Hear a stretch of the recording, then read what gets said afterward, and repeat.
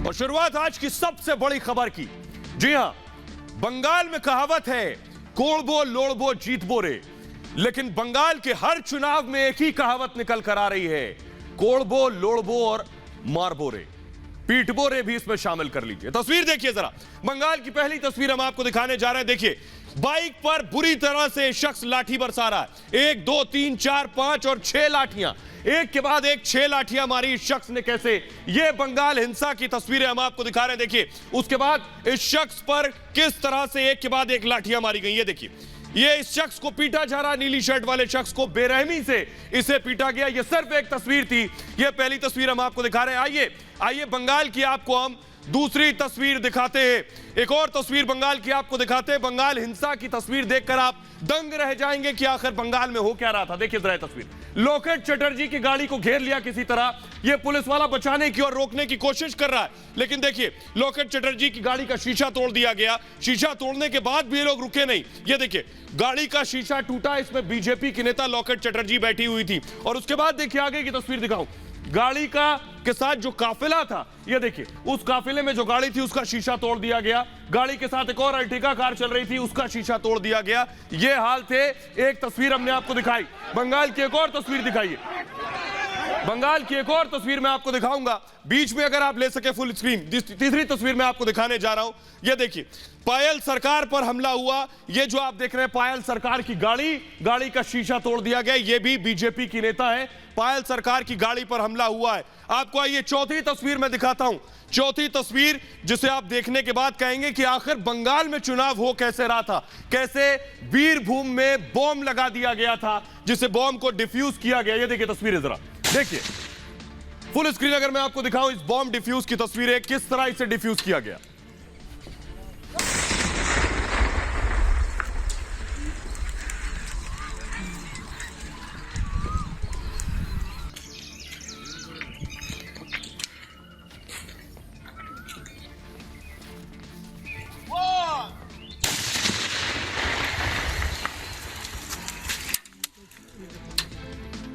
और हिंसा के बीच 4 लोगों की जान भी चली गई।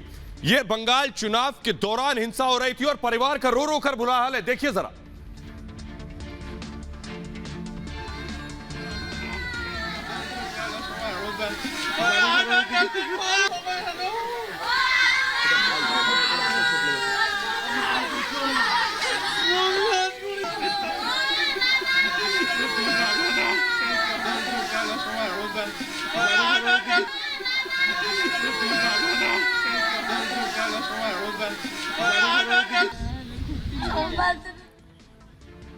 तो जिस परिवार में 4 लोगों की जान गई, उनके यहां की तस्वीरें हम आपको दिखा रहे थे। परिवार में मातम पसरा हुआ है। लेकिन बंगाल में पहला चरण नहीं, पहले से लेकर चौथे चरण में हर चरण में हिंसा हुई। और ये पहली बार नहीं, बंगाल के हर चुनाव में इसी तरह हिंसा होती है। देखिए जरा इससे पहले भी कैसे हिंसा हुई बंगाल में।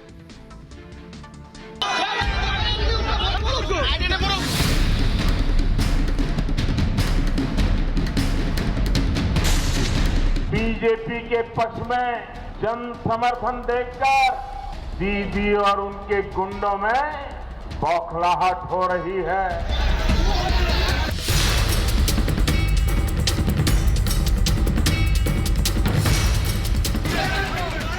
हिंसा और बवाल के बीच बंगाल में मतदान हो रहा है। वोटिंग के 4 चरण हो चुके हैं। ये चुनाव के पहले चरण की तस्वीर है। शुभेंदु के भाई सौमेंदु पर हमला किया गया। पश्चिमी मिदनापुर में भी हंगामे की कई तस्वीरें सामने आई। दूसरे चरण के मतदान के दौरान भी जमकर हंगामा हुआ। शुभेंदु की गाड़ी पर भी कुछ लोगों ने हमला कर दिया और आरोप टीएमसी कार्यकर्ता पर लगे।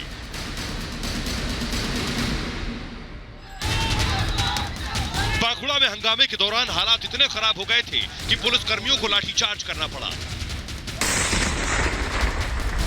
तीसरे चरण में भी बीरभूम में पुलिस और बीजेपी कार्यकर्ता भिड़ गए थे।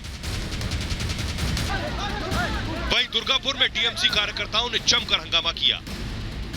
आज चौथे चरण में भी 44 सीटों के लिए वोटिंग के दौरान जमकर हिंसा हुई। हुगली में कुछ लोगों ने बीजेपी नेता लोकेट चटर्जी को निशाना बनाया। छप्पा मारने का कोशिश कर रहा, छप्पा मार रहा था। मैंने जाके पकड़ लिया, हाथ में पकड़ लिया। उसके बाद सब आके धमकाया, पत्थर छोड़ा और शीशा भी तोड़ दिया गाड़ी का। आपको भी चोट लगी है? हाँ, बहुत ही। कूच बिहार में बवाल में 4 लोगों की जान चली गई। बीजेपी नेता पायल सरकार की गाड़ी पर भी हमला हुआ, कार के शीशे तोड़ दिए गए।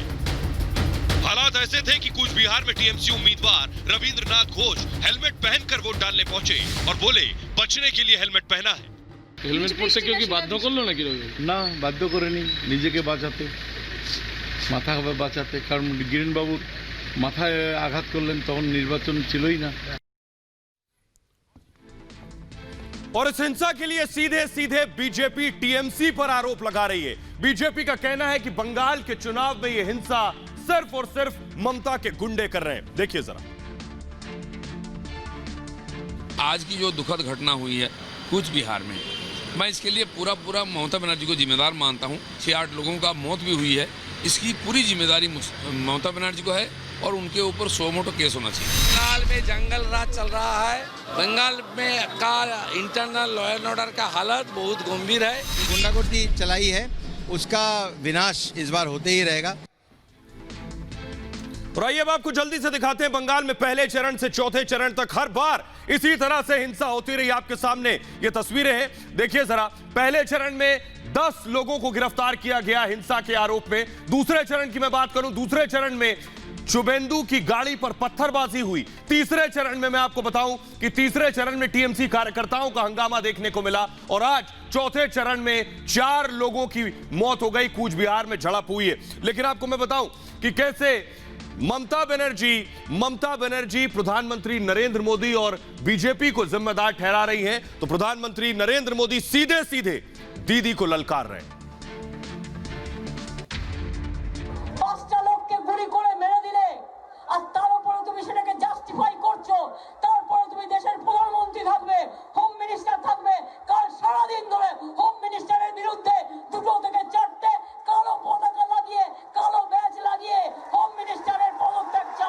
लेकिन मैं दीदी को, टीएमसी को, उनके गुंडों को साफ साफ कह देना चाहता हूं, दीदी और टीएमसी की मनमानी बंगाल में नहीं चलने दी जाएगी।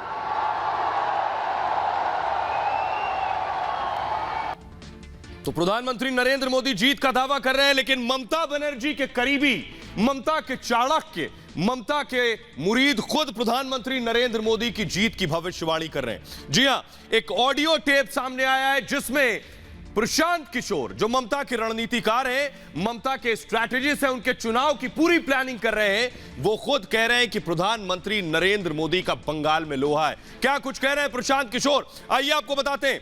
प्रशांत किशोर कह रहे हैं, दरअसल प्रशांत किशोर कह रहे हैं कि बंगाल में आखिर क्या कुछ होने वाला है, बंगाल में क्या कुछ होने वाला है। ये प्रशांत किशोर बता रहे हैं किस जरिए से, कि बंगाल में प्रधानमंत्री नरेंद्र मोदी के लोग मुरीद हैं, प्रधानमंत्री नरेंद्र मोदी को लोग चाहते हैं, पसंद करते हैं। यह कहना है प्रशांत किशोर का। प्रशांत किशोर क्या कह रहे हैं, जल्दी से ग्राफिक्स के जरिए अगर मैं आपको दिखाऊं। प्रशांत किशोर कह रहे हैं कि मोदी सबसे लोकप्रिय है। प्रशांत किशोर कह रहे हैं, जल्दी से अगर तेजी से मैं बढ़ाऊं आगे, मोदी के लिए भीड़ जुट रही है। प्रशांत किशोर कह रहे हैं कि आखिर बंगाल में मोदी भगवान है, लोग मोदी को भगवान मानते हैं। ये मोदी के लिए तारीफ कर रहे हैं ममता के रणनीतिकार, और टीएमसी के खिलाफ गुस्सा है। सुनिए जरा क्या कुछ कह रहे हैं ये ममता के रणनीतिकार।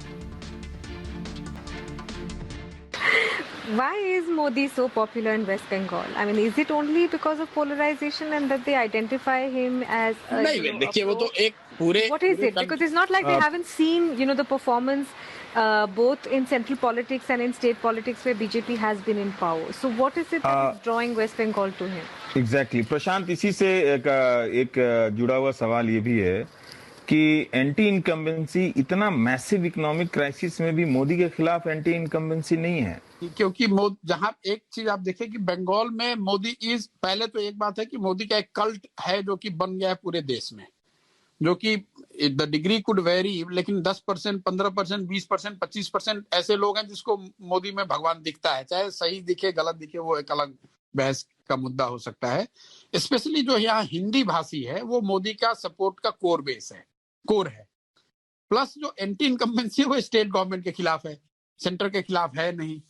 और मोदी है पॉपुलर, यहाँ काफी पॉपुलर है। अगर आप लीडर का हम लोग सर्वे कर रहे हैं तो Modi and Mamata are equally popular, which is a very big thing. Modi is very popular. यहाँ पे मोदी पॉपुलर इसलिए भी है, आप देखिए बंगाल ने बीजेपी का स्वाद अभी चखा नहीं है, तो वो एक फैक्टर है कि 30 साल 35 साल से जो लोगों ने नहीं देखा है, तो उनको लग रहा है कि बीजेपी कुछ ऐसा चीज है, कुछ ऐसा कर देगी जो कि हम लोगों को पहले अभी तक नहीं मिला है। तो लड्डू जो टेस्ट नहीं किया है वो वाली बात है कि उसको टेस्ट करना चाहते हैं, उसको लोग जाकर देखना समझना चाह रहे हैं, वो एक फैक्टर है। मोदी की मीटिंग्स में भीड़ आ रही है, उसका एक कारण ये कि मोबिलाइजेशन भी बड़े स्तर पे होता है, प्लस मोदी पॉपुलर भी है, इसमें कोई दो मत नहीं है। तृणमूल के खिलाफ गुस्सा है, वो एक फैक्टर है। पोलराइजेशन है, वो एक फैक्टर है। और मोदी की पॉपुलैरिटी है, ये तीनों चीज। उसके ऊपर से फिर बीजेपी की अपनी जो इलेक्टोरल मशीनरी है, लेकिन बेसिक ये तीन चीज ही है।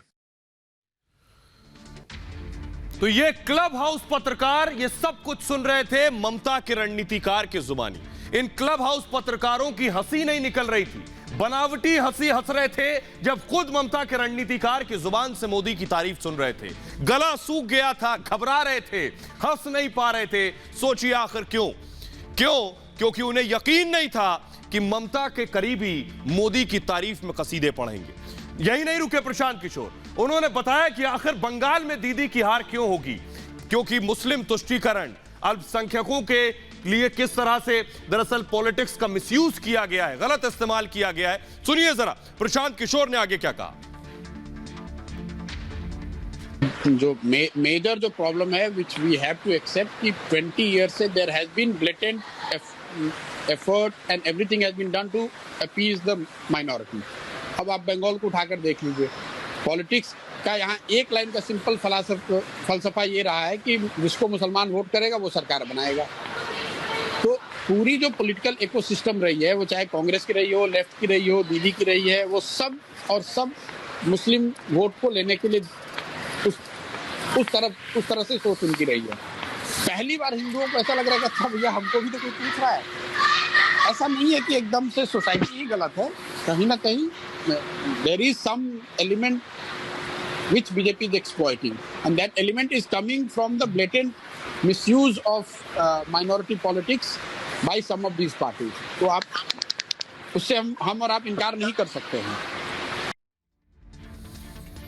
तो ये सारी बातें चुनिंदा क्लब हाउस पत्रकारों के गले नहीं उतर रही थी, क्योंकि पत्रकारों को उम्मीद थी कि प्रशांत किशोर बताएंगे कि आखिर कैसे लहर है दीदी की, कैसे बीजेपी हार रही है। लेकिन ये सुनने के बाद क्लब हाउस पत्रकार हक्का बक्का थे। खुद प्रशांत किशोर से हमारे editor in chief Arnab Goswami ने बात की।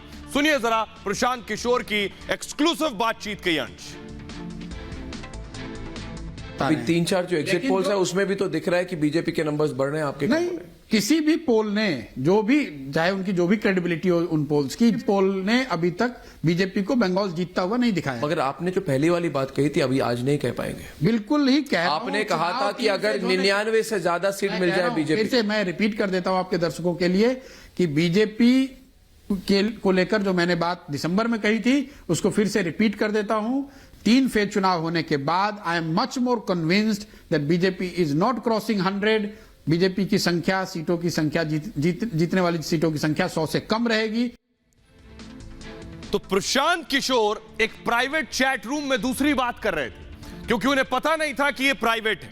लेकिन प्रशांत किशोर कैमरे के सामने दूसरी बात कर रहे हैं। और प्रधानमंत्री ममता दीदी से सीधे पूछ रहे हैं सवाल कि दीदी इस बार आप जाने वाली हैं, और अपने अंदाज में दीदी ओ दीदी। सुनिए जरा। दीदी ओ दीदी,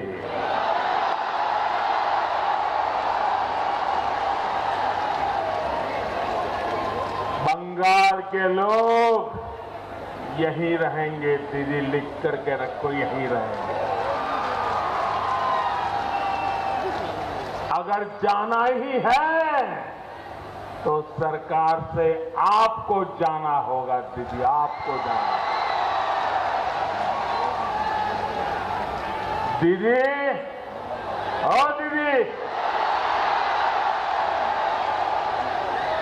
दीदी आप बंगाल के लोगों की भाग्य विधाता नहीं है। बंगाल के लोग आपकी जागीर नहीं है दीदी। इसलिए बंगाल के लोगों ने तय कर दिया है कि आपको जाना ही होगा।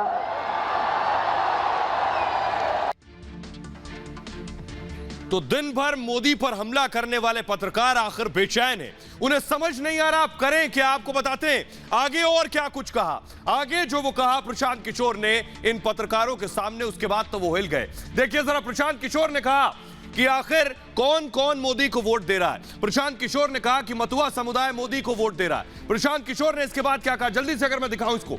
अगला, प्रशांत किशोर ने कहा कि शेड्यूल कास्ट, अनुसूचित जाति बीजेपी के साथ है। प्रशांत किशोर, दीदी के रणनीतिकार कह रहे 55%, 50 से 55% हिंदू वोट बीजेपी को जा रहा है। और यह सुनने के बाद क्लब हाउस पत्रकारों की नींद उड़ गई।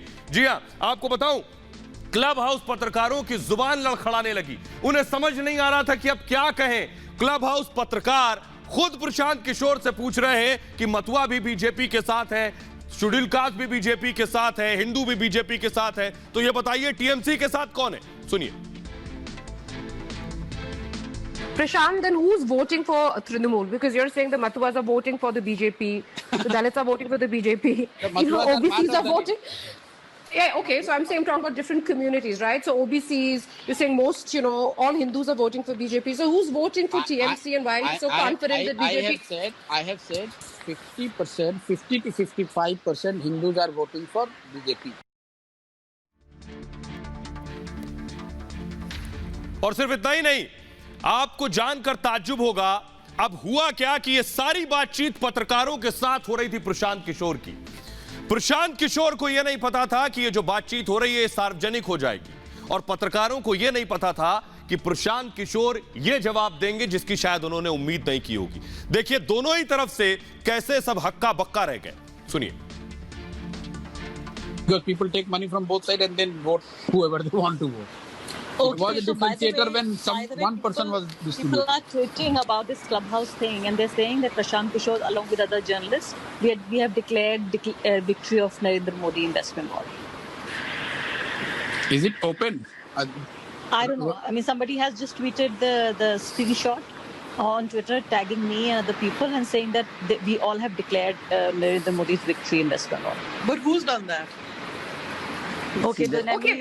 Listen, there are people in this room. Himanshu Jain. No, Himanshu Jain, somebody else is reporting to Himanshu Jain from this room. If you keep an open room for everybody to join in and listen, you can't prevent people from tweeting.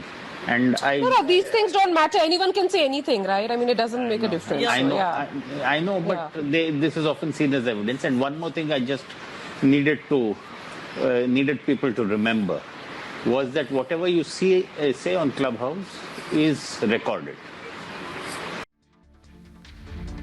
तो आपने सुना, club house पत्रकारों की सिट्टी पिट्टी गोल हो गई। लेकिन Republic से एक्सक्लूसिव बातचीत में जब सीधे रिपब्लिक ने सवाल किया कि प्रशांत किशोर जो आप दावा कर रहे हैं, यह दावा अगर खरा नहीं उतरा तो क्या आप अपना काम जो कर रहे हैं, जो स्ट्रैटेजी बना रहे हैं, इससे आप हट जाएंगे, काम बंद कर देंगे? तो क्या कहा उन्होंने, सुनिए जरा।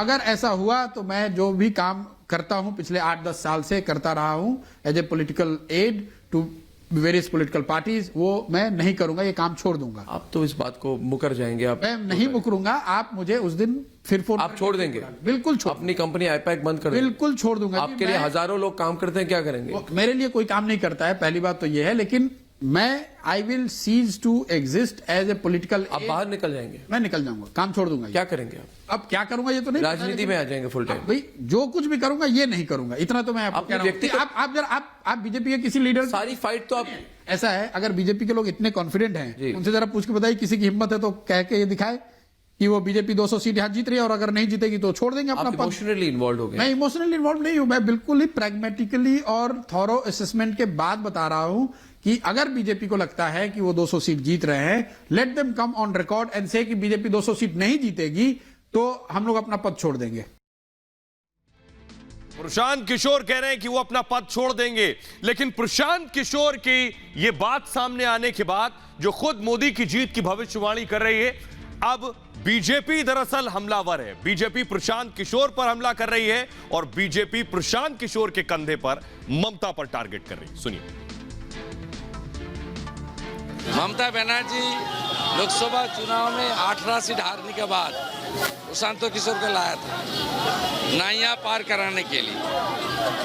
नाइया पार कराने का एजेंसी खुद हार स्वीकार कर ली। प्रशांत किशोर भी जानते हैं मोदी जी बेस्ट है और मोदी जी के नेतृत्व में बंगाल में सोनार बांग्ला होगा। जिस तरह से उनका ऑडियो टेप पास हुआ है उसको साफ जाहिर है कि वो खुद फेल है। स्ट्रेटेजी काम ही नहीं करेगा बंगाल में, क्योंकि यहाँ तृणमूल कांग्रेस खत्म हो चुका है। अब समय आ गया है कि प्रशांत किशोर अपना ये प्रोफेशन छोड़ दें।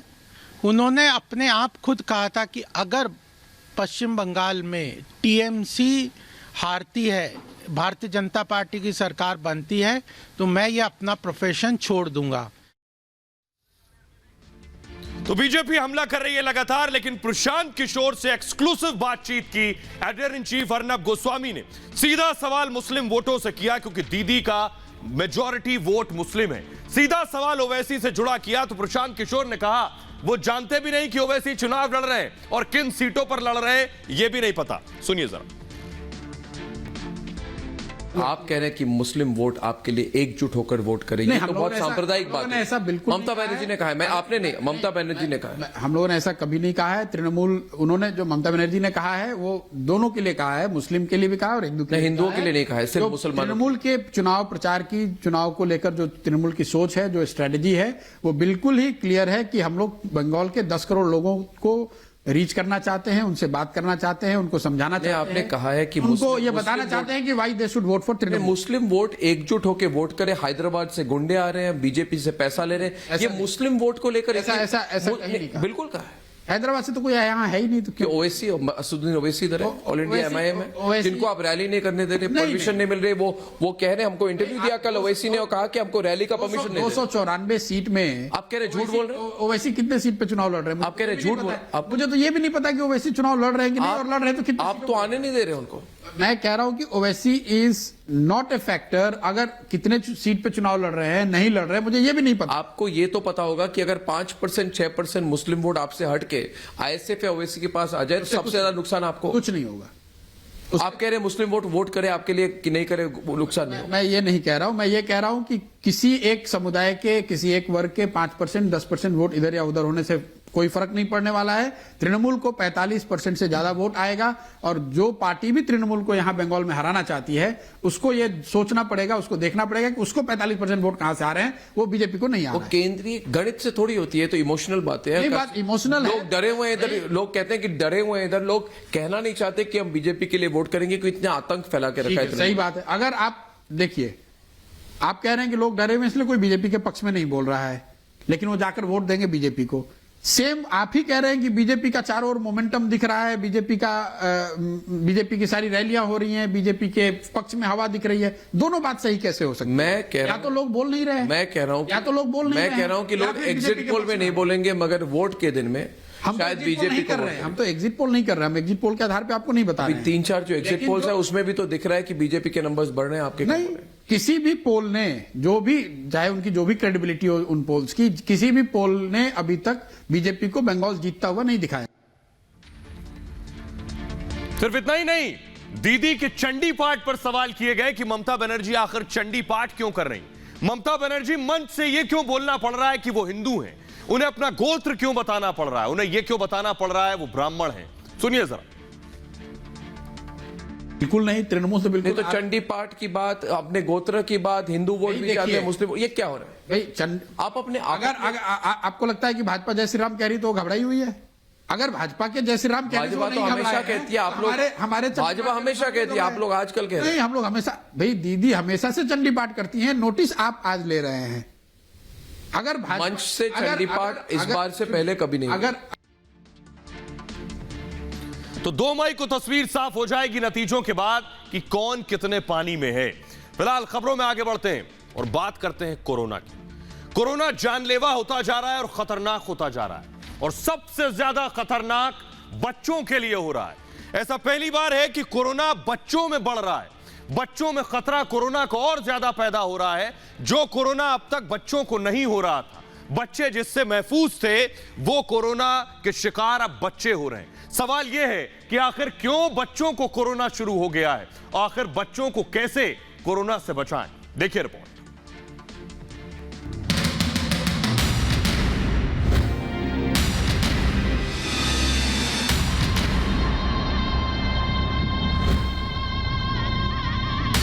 बच्चों में तेजी से फैल रहा कोरोना।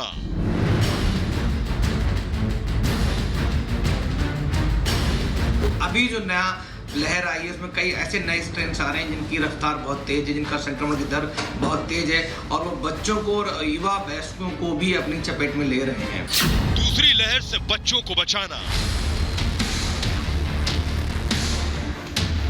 कोरोना महामारी से पूरा देश एक बार फिर सकते में है, लेकिन इस बार चिंता बहुत बड़ी है। कोरोना की नई लहर बच्चों के लिए ज्यादा खतरनाक है। कोरोना पर कई स्टडीज और रिसर्च में सामने आया है कि कोरोना का नया स्ट्रेन पहले के मुकाबले ज्यादा खतरनाक है, आसानी से शरीर को नुकसान पहुंचा सकता है, और अब बड़ों के मुकाबले बच्चों के लिए ज्यादा घातक है। खासतौर से 2 साल से 16 साल के बच्चों को सावधान रहने की जरूरत है। बच्चों को और युवा वयस्कों को भी अपनी चपेट में ले रहे हैं। इनकी संक्रमण दर हाई होने की वजह से ये ज्यादा बच्चों को चपेट में ले रहे हैं, और ज्यादा इन्फेक्शन हो रहा है। उसकी वजह से बच्चों में भी कॉम्प्लिकेशन रेट्स देखी जा रही हैं। बीमारी की सीवियरिटी बच्चों में भी थोड़ी ज्यादा देखी जा रही है। इवन बहुत सारे बच्चे एसिम्प्टोमेटिक हो रहे हैं जिनमें कोई लक्षण नहीं है।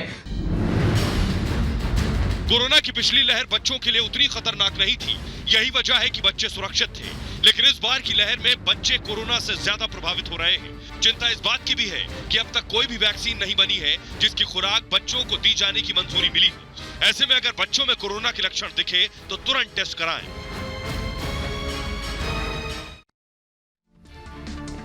और ये जरूर डराने वाले हैं जो आंकड़े हम आपको दिखाने जा रहे हैं, कैसे तेजी से कोरोना फैल रहा है। आईआईटी जोधपुर में 52 मामले सामने आ गए। आईआईटी जोधपुर के अलावा जेएनयू में कोरोना के 27 केस निकल कर आए।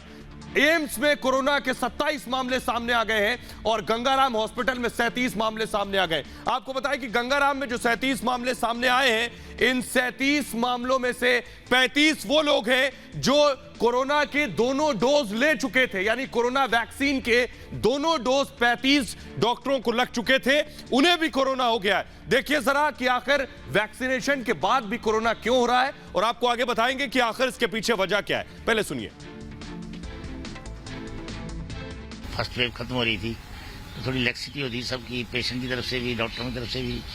उसका मुख्य कारण वही है कि जिसकी वजह से डॉक्टर पॉजिटिव हुए। पर फॉर्चुनेटली क्योंकि सारे एक्सेप्ट वन सारे लोग जो हैं वो वैक्सीनेटेड हैं, प्रोटेक्टिव एंटीबॉडी भी हैं, और बहुत से लोग ज़्यादा सिम्टम नहीं हैं। तो आउट ऑफ 32 तो घर पर ही हैं, और 5 जो दाखिल हैं, 5 में से भी एक बहुत बुजुर्ग हैं वो जो थोड़ा उनको वो भी आउट ऑफ डेंजर है, और 4 तो वो भी एसिम्प्टोमेटिक हैं, तो कोई प्रॉब्लम ऐसी बात नहीं है।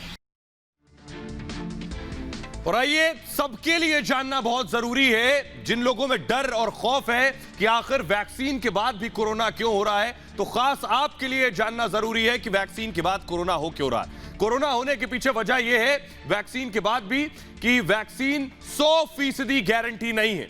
वैक्सीन से 70 से 80% तक ये कारगर है, यानी 70 से 80% आपको ये वैक्सीन बचाती है। डबल डोज के बाद ये ज्यादा प्रभावी, यानी दोनों डोज आप ले लें, आपके इम्यून सिस्टम को ये मजबूत करता है। और वैक्सीन का असर, यानी दोनों डोज लेने के बाद 2 हफ्ते के बाद, यानी दोनों डोज लेने के 14 दिन के बाद आप पर यह पूरी तरह से असर करता है, और आपको 70 से 80% तक इम्यून बनाता है। और साथ ही साथ आपको बताऊं कि कोरोना बेशक उसके बाद हो सकता है, लेकिन आपको अपने आप को उसके बावजूद बचाना है। खबरों में आगे बढ़ते हैं।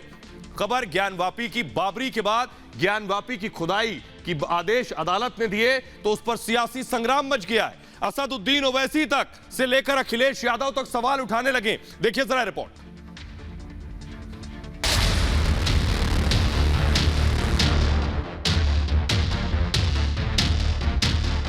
उत्तर प्रदेश में चुनाव के लगता दिन कम है, चुनाव करीब आ गया है। उत्तर प्रदेश में चुनाव के लगता दिन कम है, चुनाव करीब आ गया है।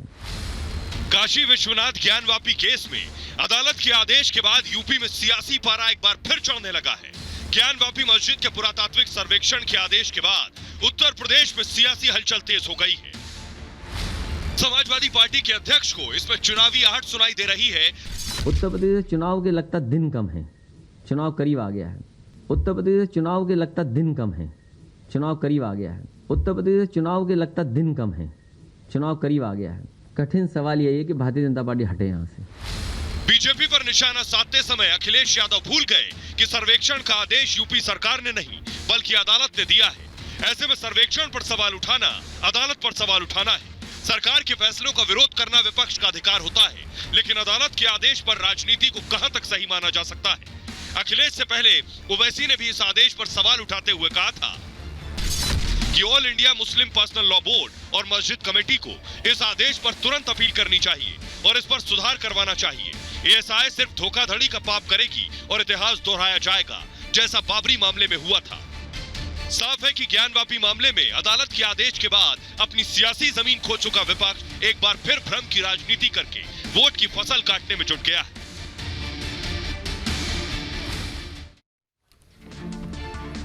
और आइए अब आपको जल्दी से बताते हैं, ज्ञानवापी मामले ने एक तरफ उत्तर प्रदेश की राजनीति में गर्माहट बढ़ा दी है, तो दूसरी तरफ इस मामले में मंदिर पक्ष के वादी हरिहर पांडे को जान से मारने की धमकी मिल गई। जी हां, जो याचिका है, जो वादी है, उन्हें जान से मारने की धमकी मिल गई है। प्रशासन में हड़कंप है, फोन पर यह धमकी दी गई है और धमकी के बाद हरिहर पांडे को पुलिस ने सुरक्षा दी है। आइए सुनाते हैं आपको क्या कह रहे हैं हरिहर पांडे।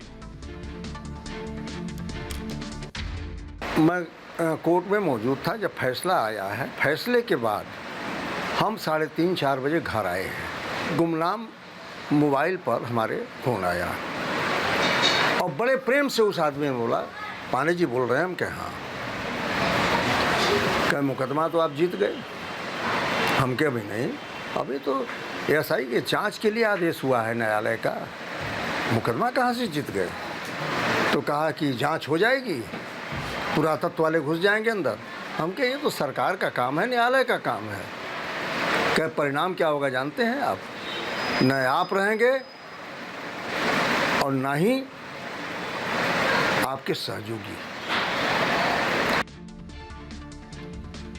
तो आप सुन रहे थे वादी को, जो कह रहे हैं उन्हें धमकियां मिल रही हैं, लेकिन सवाल यह है, ये पूरा फैसला अदालत का है। दूसरा पक्ष जरूर कह रहा है इसके खिलाफ वो चुनौती देंगे, लेकिन इस पर सियासत हावी।